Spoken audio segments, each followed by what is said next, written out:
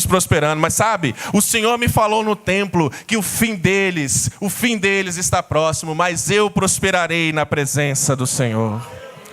Meu irmão e minha irmã, não existe nada melhor do que estar no centro da vontade de Deus. Nós somos uma voz que clama no deserto, e a nossa voz precisa clamar a mensagem dEle. Nós estamos aqui para preparar o caminho para o Senhor. Não adianta nós levantarmos as nossas mãos e clamarmos a Deus e dizermos que nós queremos ser usados, se no momento correto, quando o Senhor fala comigo e com você, eu não me colocar na sua presença. Mas eu quero dizer para você nessa noite que ainda há esperança para mim e para você. Ainda há um ponto de virada na sua história. O Senhor Jesus quer entrar na sua história e transformar a sua história numa história gloriosa, uma história onde Ele vai te usar para o centro da vontade dEle. Aleluia. Existem duas coisas, irmãos. Eu vou me deter um pouco neste tópico porque é importante que a gente compreenda isso. Essa voz está clamando no deserto. E um deserto é um lugar assim, ó, maravilhoso para passar férias, né, irmãos? Todo mundo aqui, quando pensa, vou passar férias, 30 dias. Me dê uma passagem para o deserto. Claro que não, né, irmãos? O deserto é um lugar de seca, o deserto é um lugar de solidão, o deserto é um lugar de clima pesado de manhã, clima pesado à noite. O deserto é um lugar de emboscadas, o deserto é um lugar de tristeza. Mas é para lá que o Senhor quer mandar a gente. Aquele que quiser me seguir, negue-se a si mesmo, tome a sua cruz e me siga.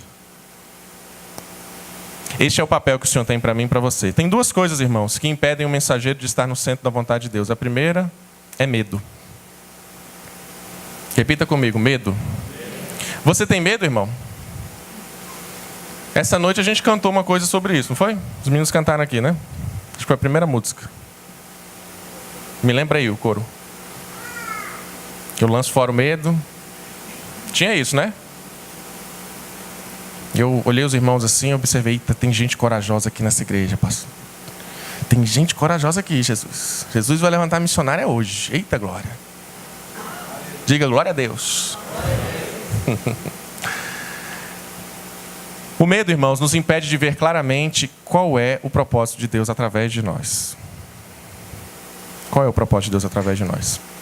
Você lembra de Josué? Moisés tinha morrido. E a primeira palavra ali de Josué capítulo 1 é: Josué, Moisés, meu servo é morto. Eu queria me deter um pouquinho nessa palavra. Moisés, meu servo é morto. Moisés, o maior legislador da terra do povo de Israel. Moisés, o libertador de Israel. Moisés, aquele que performou milagres e maravilhas ali na mão de Faraó e enfrentou Faraó. Moisés, aquele que tocou ali no mar e o mar se abriu. Moisés, aquele que viu Deus face a face, por 2 vezes no monte, que ficou ali 40 dias, vendo Deus escrever com o seu dedo nas pedras os mandamentos. Aí eu vou falar de novo. Ele chega para o Josuézinho e fala bem assim: Josué, esse Moisés aí, meu servo, é morto. Imagine só, agora é você que vai liderar o povo. Ele deve ter falado: eita Jesus, que bênção, hein? Josué estava com medo, irmãos. Mas pastor, isso não está escrito na Bíblia não, isso é heresia. Eu vou dizer para você como é que eu sei. Por 3 vezes o Senhor falou para Josué: Josué, ser forte e corajoso. E não é porque Josué era surdo não, é porque ele precisava entender exatamente por que ele tinha que ser forte e corajoso. E a primeira vez ele falou assim: Josué, ser forte e corajoso, porque eu farei você liderar esse povo para tomar posse da terra que eu prometi aos seus pais que lhes daria. E se Deus prometeu, a terra já era deles. Logo, ele não precisava ter medo nenhum, porque já estava garantido. Ele estava com a escritura assinada, só precisava lá tomar posse. Amém, irmãos? Amém. Josué, ser forte e corajoso e faz esse povo guardar a minha palavra. Bom, ele tinha que ser forte e corajoso porque ele não tinha que se firmar nas palavras dele, mas nas palavras do Senhor. E as palavras do Senhor são fiéis. Ele jamais mentirá. E da terceira vez, que é para Josué ter certeza do que ele estava falando, ele falou: eu não te mandei, Josué, ser forte e corajoso, porque eu estarei contigo aonde quer que fores. Meu irmão, eu não preciso ter medo quando se trata da obra de Deus, porque o Senhor estará comigo aonde quer que eu vá. Ainda que eu ande pelo vale da sombra da morte, eu não temerei mal nenhum, porque o Senhor está comigo. Eu digo para você nessa noite, igreja, o Espírito Santo de Deus quer usar a tua vida, quer usar a tua casa, quer usar a tua família, quer usar os teus dons, a tua formação, o teu talento, seja lá o que você tiver nas tuas mãos, se você estiver disposto a entregar nas mãos de Deus. A segunda coisa que impede o mensageiro de ver quem ele realmente é e saber que ele precisa renunciar a ele mesmo para ser apenas um mensageiro, é orgulho, irmãos. O orgulho, ao longo da história da igreja, vem atrapalhando a igreja de ser aquilo que ela realmente é suposta a ser. Você sabia que o islamismo cresce a uma taxa 2 vezes maior do que o cristianismo hoje no mundo, irmãos? E sabe por quê? Porque eles de fato se engajam naquilo que eles acreditam. Eles morrem por isso. E a gente fica só cantando aqui. Minha identidade é servo do Senhor. Mesmo na fornalha vou mostrar quem é. Irmãos, vou dizer uma coisa para vocês, vou confessar um pecado aqui. Em 2013 eu cheguei do Senegal de uma visita ao campo de um pastoreio e eu fiquei com raiva na Santa Ceia. Mas eu pedi perdão para a igreja já, viu, irmãos? Estavam cantando essa música. Eu tinha vindo de lá, tinha um missionário presbiteriano, tinha sido preso. Ele tinha sido preso porque estava evangelizando as crianças talibês ali no Senegal. Os irmãos devem ter ouvido dessa prisão na época. Saiu na portas abertas ali. Pastor Edilson ficou preso por 6 meses. E eu estava no Senegal, resolvi ir lá para visitar o pastor, pensando, eu preciso levar uma palavra de consolo, né? Meu Deus, como está difícil, né? O pastor veio aqui pregar o evangelho, de repente as pessoas prendem ele, por quê? Porque ele está pregando o evangelho, isso não é justo. É o que a gente pensa aqui, né? E olhando de longe assim, a gente só imagina, né? E eu, meu Deus, irmãos, eu fiquei 3 horas só na fila da espera para visitar o irmão lá. Não tem sombrinha não, viu? 40 graus na sombra lá, viu? E aí, quando finalmente a gente entrou, a gente tinha 5 minutos. E eu falei, o que eu vou falar para ele em 5 minutos? Olha, a igreja no Brasil está orando por você, pastor. Não se preocupe, ser forte e corajoso. Deus é contigo, varão. Irmãos, quando ele chegou, pastor Mildinho, ele chegou assim, eu vou falar rapidinho com vocês, que daqui a pouco a gente tem que ir embora. É o seguinte, queria que vocês orassem, porque só essa semana eu evangelizei, 3 liberianos aceitaram Jesus, mais 2 ali italianos que estão presos aqui comigo também, estão perto de aceitar Jesus. Então fala para a igreja que eu estou preso, mas a palavra de Deus não está presa. O Senhor me mandou para este lugar para pregar a sua palavra. É assim que nós precisamos pensar, queridos. E aí eu chego, a igreja está lá, minha identidade é... Falei, você não sabe o que é isso não, irmão?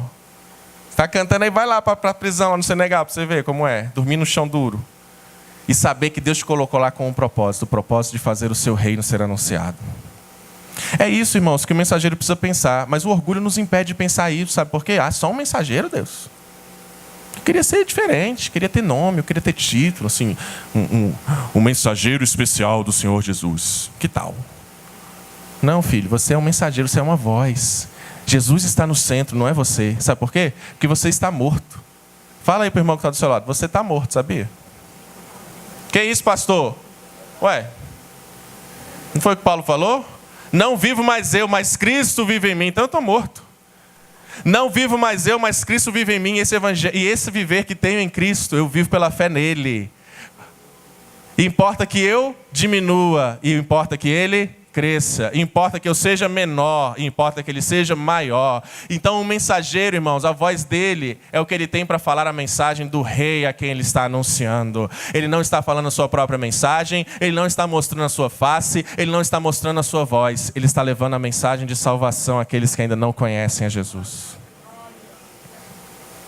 Isso é fazer missões, queridos. Mas é lá no deserto. E aí, a segunda coisa que nós precisamos entender sobre o que é fazer missões é que eu preciso compreender qual é a minha missão. Repita comigo, qual é a minha missão? Você sabia que a missão veio antes da igreja? Que a igreja existe por causa da missão? Pois é, mas às vezes a gente se perde nisso, né? Parece que missões virou um departamento, né? É um departamento. O irmão Cláudio cuida aqui do departamento. E aí, uma vez por mês tem culto. Isso é missões. O que é missões? Mas é o culto, tem lá na igreja. Não, irmãos, a missão veio antes da igreja. Jesus comissionou os discípulos antes. E se eu não entender a minha missão, eu me perco e vira só trabalho. Repita comigo, trabalho. Deus não está interessado em trabalho inútil, irmãos. Deus está interessado que nós tenhamos foco no propósito pelo qual a igreja foi criada. E a igreja foi criada por causa da missão. E que missão é essa? Ir por todo mundo, pregar o evangelho a toda criatura, irmãos. E sabe o que é importante na missão? Eu entender que a história da missão, que a minha história e a sua história, não é a história da igreja. Não é a história do Marcelo, não é a história do Cláudio, não é a história do pastor Severino, não é a história da igreja DGO aqui no Valparaíso. A história que está sendo escrita é a história da glória de Deus, desde o jardim do Éden, desde a criação, desde o haja luz até e faço nova todas as coisas, de Gênesis ao Apocalipse. A Bíblia fala da história da glória de Deus e da redenção do homem para que esta glória seja anunciada a todas as nações. Quando Deus falou para o homem no jardim, eu quero que vocês cresçam, quero que vocês multipliquem e encham a terra. Ele não estava querendo que eles fizessem menino aí à torta e à direita só para fazer menino, não, irmãos. Ele estava querendo que eles se espalhassem por todas as nações para que a glória dele também se espalhasse. Quando Deus falou a mesma ordem a Noé, depois de destruir o mundo com água, ele disse a mesma coisa: eu quero que vocês cresçam e se multipliquem para que a minha glória seja espalhada entre as nações. E o que o homem fez? Algum tempo depois, o homem resolveu criar uma torre num lugar só para construir um nome para si mesmo. E o que o Senhor fez? Confundiu as línguas para que eles se espalhassem, para que a glória do Senhor se espalhasse em toda a terra. Quando o Senhor mandou o Espírito Santo no dia do Pentecoste, ele falou: fiquem em Jerusalém até que do alto sejam revestidos de poder e vocês vão ser as minhas testemunhas, os meus mensageiros, a minha voz. E os discípulos fizeram o quê? Eles ficaram ali em Jerusalém, o Espírito Santo veio, e em vez de eles ficarem ali no cenáculo, irmãos, reunidos, cantando louvores ao Senhor, cheios do Espírito Santo, tendo essa experiência sobrenatural, eles fizeram aquilo que a igreja foi constituída para fazer. Eles saíram para a rua e pregaram o Evangelho, e mais de 3.000 se converteram naquele dia, porque este é o poder do Espírito Santo de Deus. O Espírito Santo de Deus não é para consumo próprio, irmãos. O Espírito Santo de Deus é para capacitar a igreja para que ela cumpra a sua missão. Mas os irmãos ficaram tão felizes ali em Jerusalém que depois de um tempo eles queriam ficar ali. Aí o que Jesus fez? Dá-lhe perseguição para que eles sejam espalhados e a glória do Senhor seja anunciada a todas as nações. Irmãos, só tem um motivo pelo qual a história está sendo escrita: é para que a glória do Senhor seja anunciada a todas as nações. E eu e você precisamos entender essa missão. Entenda uma coisa, irmãos. O profeta Abacuque escreveu: toda a terra se encherá do conhecimento da glória do Senhor.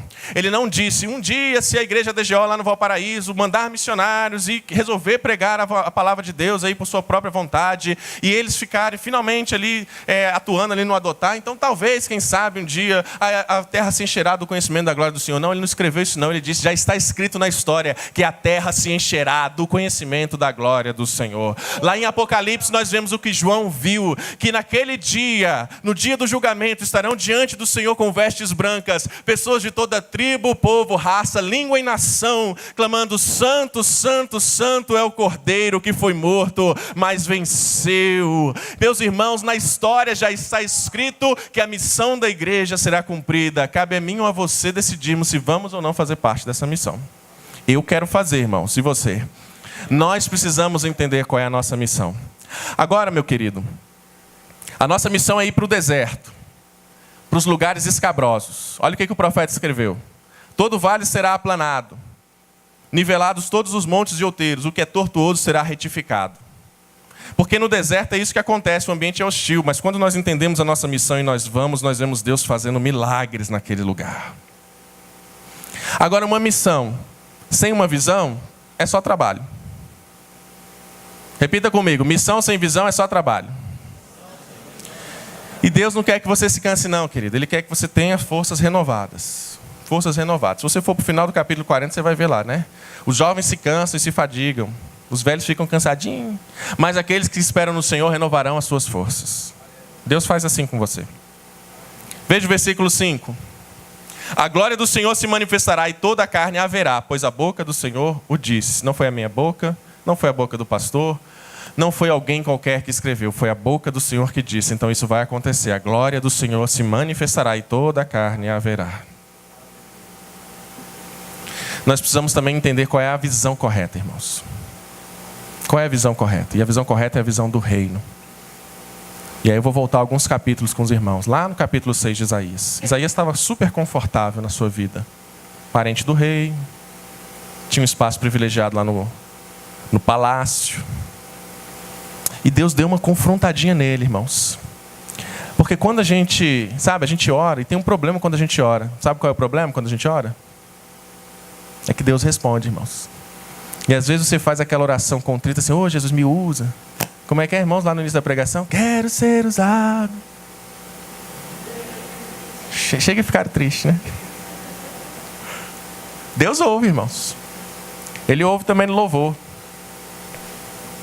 Ele ouve. E aí, às vezes, o profeta estava ali orando: ô Jesus, me manda uma palavra boa. Aí Jesus vai e mata o rei. E aí ele vai para a igreja e fala assim: no ano em que morreu o rei Uzias, eu vi o Senhor assentado no alto e sublime trono. Os olhos de Isaías se abriram. E essa visão, ela foi uma visão para o alto, olhando para Cristo, olhando para o autor e consumador da nossa fé. A nossa visão precisa estar no alto, irmãos. Se a nossa visão está na terra, a gente só consegue enxergar os pepinos, os tomates, os problemas, as dificuldades, as tribulações, aquilo que eu queria e não tenho. Mas quando a minha visão está no alto, eu enxergo o reino, eu enxergo o céu, eu enxergo a salvação, eu enxergo as bodas do Cordeiro, eu enxergo pessoas de toda tribo, povo, raça, língua e nação se prostrando diante dele, porque ele é Deus. Só que Isaías também olhou e a visão dele esteve para dentro dele mesmo. E o que ele percebeu? Que ele era um pecador que estava morrendo. Ai de mim, Senhor, porque vou perecendo. Eu preciso constantemente, irmãos, examinar-me a mim mesmo. Sabe aquele texto da Santa Ceia? Não é só para a Santa Ceia, não. Portanto, examine-se o homem a si mesmo. Eu preciso fazer um autoexame. Davi entendeu isso quando ele disse: Senhor, me sonda e me conhece. Sabe do meu assentar, do meu levantar. De longe o Senhor vê os meus pensamentos, e eu não tenho para onde me esconder de Ti. Então vê se há em mim algum caminho mau e me guia pelo caminho eterno. A minha visão precisa estar constantemente olhando para dentro, para eu saber: Senhor, eu estou no centro da Tua vontade ou não estou no centro da Tua vontade. Eu preciso olhar para mim mesmo. Mas Isaías teve uma visão em profundidade, e ele olhou para o mundo. E sabe o que é interessante, irmãos? E eu queria que você ficasse de pé, que nós estamos acabando. O interessante é que quando nós temos a visão correta do reino, nós começamos a fazer uma conexão e entender que sim, o Senhor deseja que nós estejamos como nós estamos aqui adorando o Seu nome. O Senhor deseja que as nossas mãos estejam levantadas para nos rendermos a Ele, para dizer: eu entrego a Ti, Jesus, tudo, eu entrego tudo a Ti, Jesus. Mas isso é genuíno da minha parte, da sua parte, porque eu entendi qual é a minha missão. Eu entendi que eu sou só um mensageiro e a minha visão, os meus olhos estão abertos para ver o reino de Deus. E quando nós enxergamos a necessidade do mundo, irmãos, nós cumprimos aquilo que o Senhor Jesus falou: amai-vos uns aos outros, assim como eu vos amei. Não existe amor maior do que esse, do que alguém dar a sua vida pelos seus amigos. Jesus falou para os discípulos: eu não chamo vocês mais de servos, eu vos chamo de amigos, porque o servo não conhece aquilo que faz o seu Senhor, e eu vos dei a conhecer o Pai através da minha vida. Querida, a minha visão precisa estar voltada para o reino de Deus. Enquanto a minha visão estiver aqui, nessa terra, eu simplesmente não vou conseguir fazer absolutamente nada. E aquela oração sua, ela vai parecer mesmo que o céu é de bronze, vai parecer que está batendo lá e voltando. Por quê? Porque você não está pedindo com o propósito certo. Eu queria que você fechasse seus olhos. Nós vamos fazer uma oração nessa hora. E o que nós vamos pedir nessa oração, querida, é que o Espírito Santo de Deus fale conosco através dessa palavra, que Ele frutifique no nosso coração, que Ele faça fermentar essa palavra, ela multiplicar a nossa vida. E se você percebe que você perdeu a visão do reino, a visão do céu, a visão de você mesmo como mensageiro, a compreensão da sua missão, faça essa oração nessa hora e fala: Senhor Jesus, me perdoa. Eu preciso ter a sua visão, Jesus. Dá-me o teu coração, Senhor, pelas nações. Dá-me o teu coração pelas almas perdidas. Faça isso nessa hora, querido. Aí onde você está. Pai, nós ouvimos a tua voz nessa noite, ouvimos a tua palavra. Nós entendemos qual é a nossa missão, nós entendemos qual é a nossa visão. E o que nós queremos é estar no centro da tua vontade, Jesus. Nós não queremos estar aqui, Senhor, fazendo cultos de missões ou pagando ou adotar. Nós queremos nos relacionar contigo, Senhor, e fazer tudo o que nós temos que fazer somente para te honrar, para te servir. Tudo que o Senhor colocou na nossa mão, Senhor, nós queremos abrir mão agora, Jesus, para que o Senhor venha usar da maneira que te agrade, em qualquer hora, em qualquer lugar, Jesus, como nós cantamos nessa noite. Pai, eu te peço por estes irmãos que servem aqui no Valparaíso, que o Senhor faça deles uma bênção para as nações, ó Deus. A tua palavra nos diz que nós não fomos chamados para ser abençoados, mas fomos chamados para abençoar, Senhor. E nessa noite eu te peço, Deus, levanta abençoadores aqui nesta igreja. Pessoas que entendem o teu chamado, pessoas que entendem o teu propósito, pessoas que entendem, Senhor, por que nós estamos aqui. E ministra, Jesus, na vida deles e através da vida deles, para que muitas pessoas de tribos, povos, raças, línguas e nações que não te conhecem se prostrem diante do Cordeiro. Essa é a nossa oração nesta noite, agradecidos a Ti em nome de Jesus. Amém. Que Deus em Cristo vos abençoe, queridos. Louvado seja Deus. Vale uma salva de palmas para o Senhor Jesus por essa palavra tão maravilhosa. Amém.